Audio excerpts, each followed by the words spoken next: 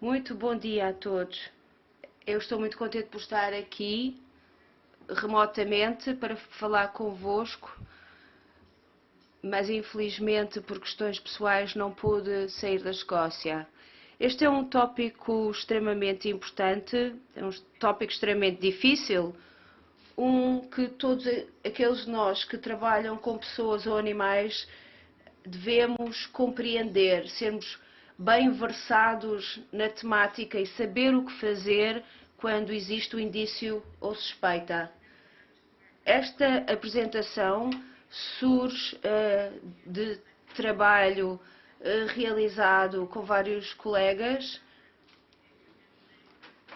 e a informação sobre os colegas consta aqui desta apresentação. Irei começar com uma perspectiva histórica de alguns marcos importantes.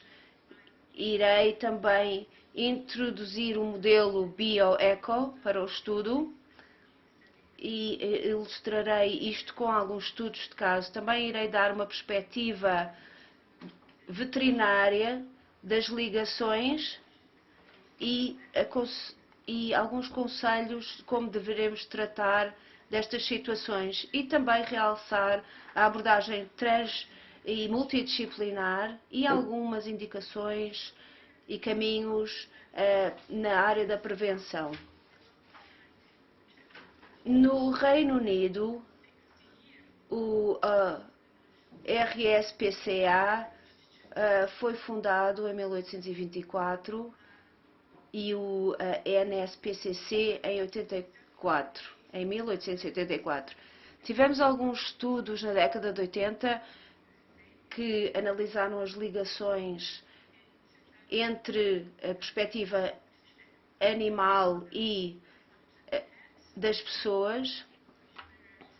Em 2001, a doutora Helen Monroe foi autora de um livro The Battered Pet e em 2004 formação nos The Links, introduzido no Reino Unido para estudantes de veterinária.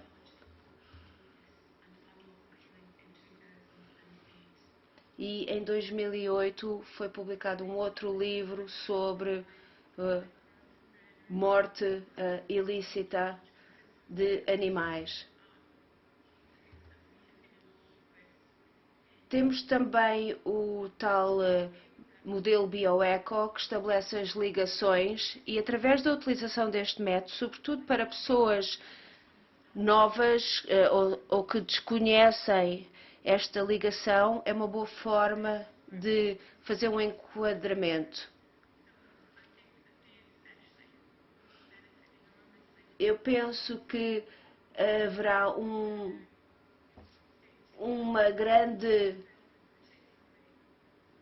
grande interesse na aplicação e na informação que é proporcionada através destes mecanismos para todos aqueles que são novos na área.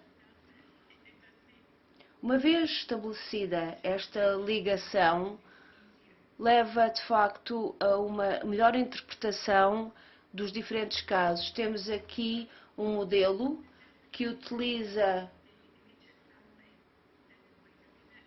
a ligação entre os humanos e os animais, mostrando exatamente os microsistemas, mesosistemas, exosistemas, macrosistemas em torno, que compreendem tudo o que seja fatores psicológicos, culturais, económicos, ambientais.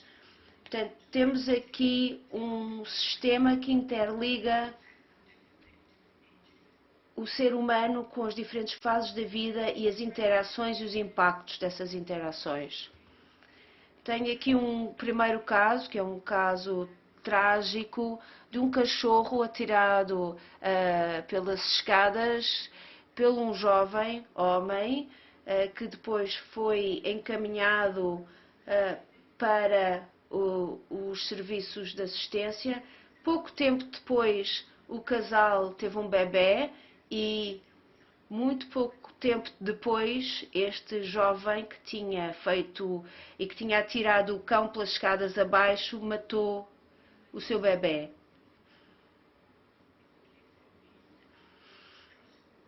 Se este caso tivesse sido devidamente reportado, poderia ter impedido a morte do bebê. Portanto, estas denúncias são muito importantes e utilizando a abordagem que estamos aqui a estudar, temos aqui uma forma mais inteligível de percebermos exatamente as interligações. Este segundo caso é um caso da Holanda, onde um jovem homem matou um gatinho, não houve qualquer repercussão na altura, acabou por se tornar um homem extremamente violento.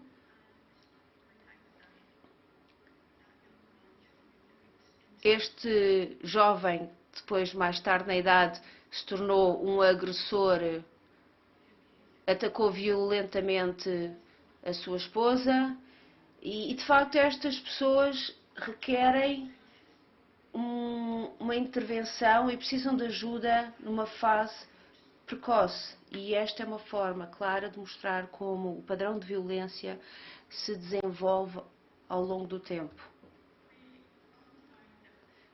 Frequentemente verificamos que quando começamos a alertar as pessoas para este elo de ligação, em países onde esta ligação não é propriamente estudada, muitas das vezes temos respostas do estilo: bem, isso não acontece aqui, não temos quaisquer estudos, mas quando de facto os estudos são realizados, são encontrados de imediato paralelos, e temos aqui um estudo realizado por um dos colegas na Holanda, que mostra claramente as questões subjacentes, muitas das vezes indicando que os cônjuges que sofrem violência tendem a não deixar o cônjuge agressor por receio pelo bem-estar dos seus animais.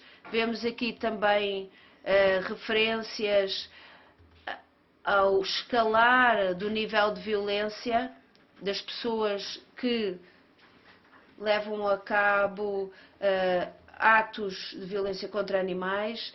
Temos aqui um caso também de um rapaz que mais tarde matou o seu irmão mais novo e antes de ter morto o irmão mais novo já tinha um historial de violência contra animais e esta criança deveria ter efetivamente recebido apoio.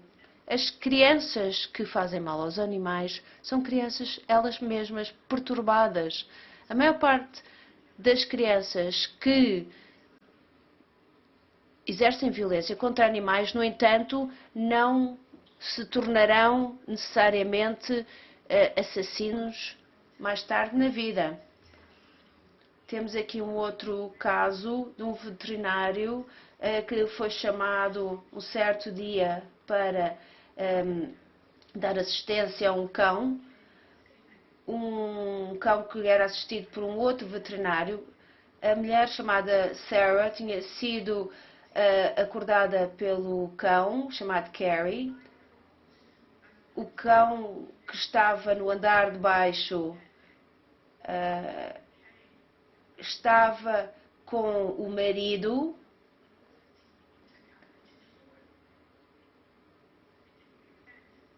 Aparentemente tinha caído do sofá onde estava, mas o sofá estava, como é óbvio, perto do chão, o chão alcatifado e os ferimentos não eram compatíveis. Foi verificado na altura que a Sarah parecia um pouco perturbada ou algo incomodada e E o marido, pelo contrário, tinha uma aparência bastante cuidada. E verificou-se que, efetivamente, esta senhora, com um ar descuidado, tinha esse ar descuidado porque sofria de violência doméstica. Eu consegui, em contacto com ela, discretamente passar-lhe o meu número de telefone. Ela ligou-me nessa tarde e perguntou-me: já percebeu o que se passa, não percebeu? E ela acabou por reportar que ao longo dos anos tinha sido vítima de violência, tinha inclusivamente já perdido um rim, nunca ninguém lhe tinha perguntado o porquê das suas lesões. Eu perguntei-lhe porque é que ela não deixava o marido, ela dizia que porque tinha de facto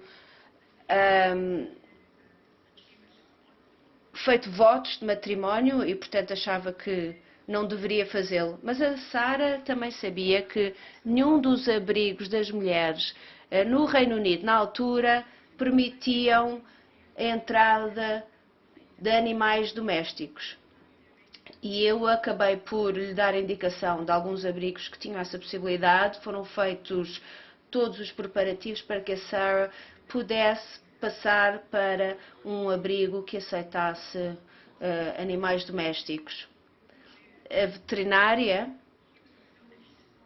ou o veterinário neste caso, que era o veterinário habitual, ficou espantado, porque sempre achou que o marido da Sarah era uma pessoa extremamente preocupada, bastante diligente em levar o cão às consultas, mas muitas das vezes estes são casos clássicos em que as pessoas não dão a entender, mas as coisas acontecem à porta fechada. E o facto é que nunca ninguém tinha colocado esta questão para que ela pudesse eventualmente denunciá-la.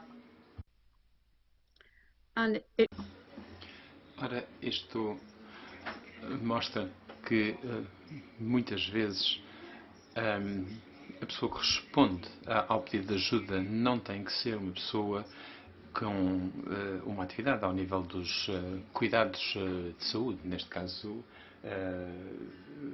pode ser um veterinário.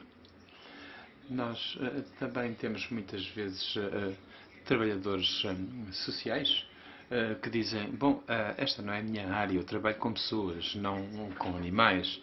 Mas compreendendo melhor esta situação, é uma ferramenta que nos permite detectar casos de possível abuso e maus tratos. Neste caso, este caso foi o caso de um jovem, um rapazinho que bateu num cachorro e que o rapaz maltratou, portanto, o seu cão e isto são sinais de alarme para as pessoas que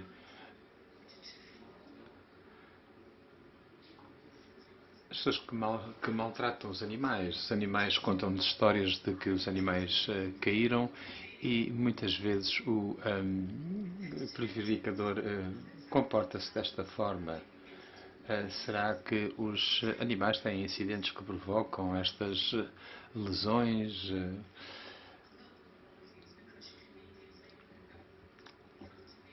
Depois temos que ser extraordinariamente cuidadosos e metódicos, tomar nota das situações e interagir com outros membros da família, verificar se verificar, portanto, a situação dos animais e muitas vezes eu tento sentir o tipo de interação que as pessoas têm com os animais e criei uma comunidade formada por uma equipa multidisciplinar e falo com eles no caso de uma situação que me preocupa em relação a um determinado cliente. E posso fazer isto sem qualquer quebra de confidencialidade, sem identificar o meu cliente.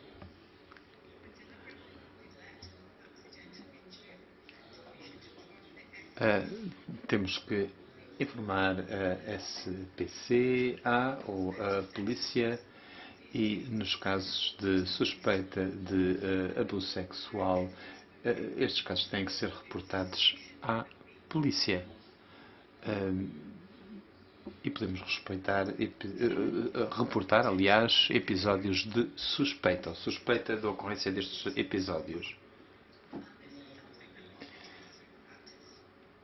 Com a prática podemos aprender a lidar com estas situações e muitas vezes as pessoas querem ser apoiadas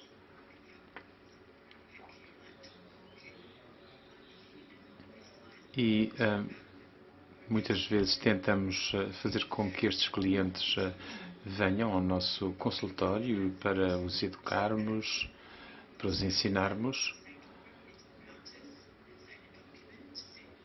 E pedimos desculpa, mas a ligação da palestrante está muito má e ouvimos-la com bastantes cortes.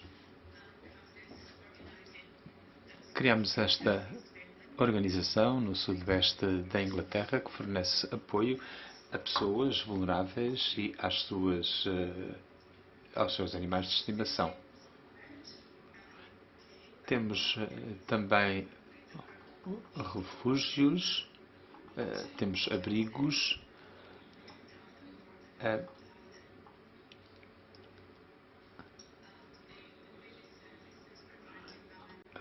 maior parte ou melhor, um serviço muito importante é fornecido por uma instituição chamada Dogs Trust. Ao nível da prevenção,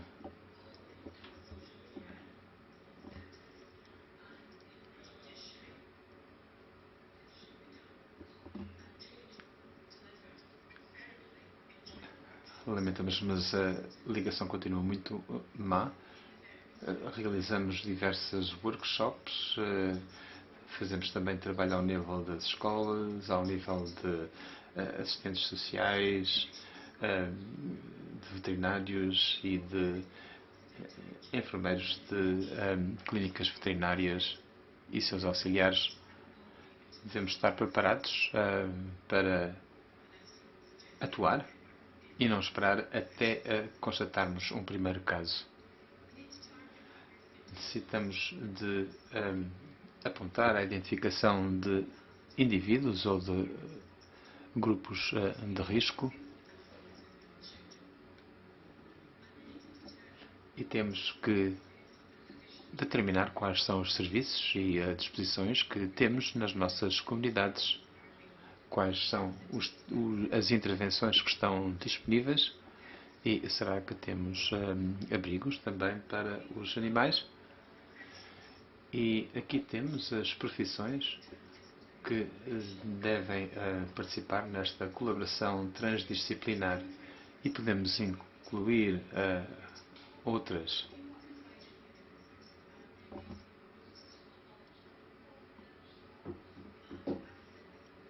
E tal como disse anteriormente, temos que criar uma rede transdisciplinar de apoio.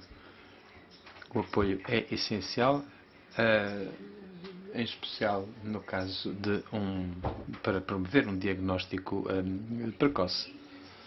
Poderá ser mais fácil de detectar os animais negligenciados ou que são sujeitos a maus tratos.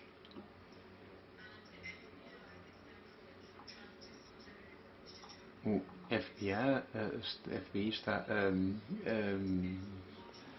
agora a promover o trabalho entre diversas agências. É muitíssimo melhor trabalharmos em equipe do que trabalharmos isoladamente, o que é bastante estressante.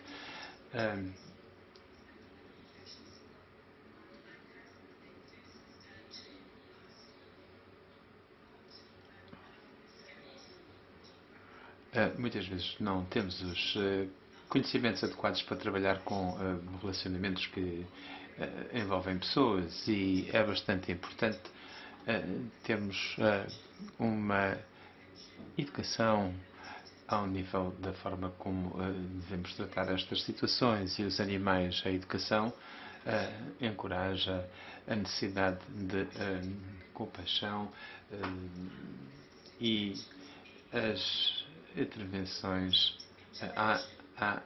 existem programas da AAI que permitem incluir os animais ao nível de determinados programas no âmbito da saúde humana. Os veterinários devem estar sempre envolvidos nestes programas no sentido de garantir práticas seguras. E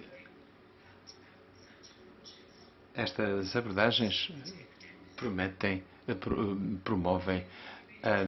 o maior envolvimento da sociedade.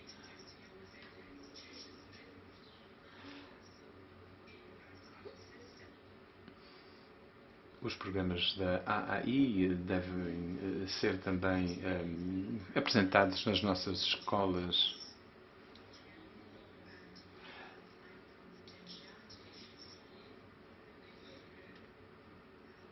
O grupo Link permitiu-nos introduzir determinadas alterações no nosso código de conduta e não temos necessidade de ter provas quando reportamos. Podemos reportar a suspeita de uma situação.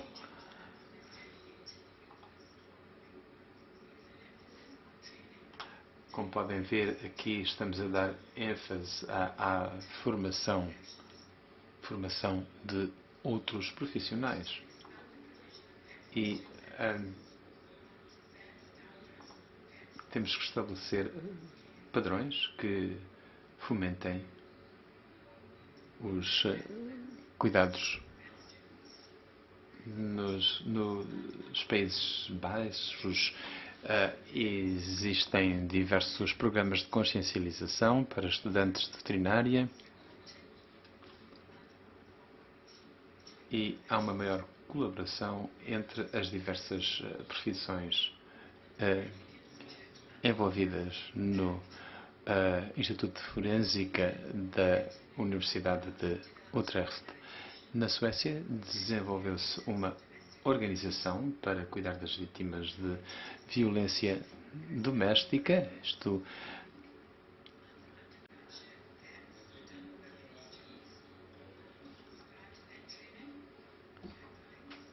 Existem determinadas orientações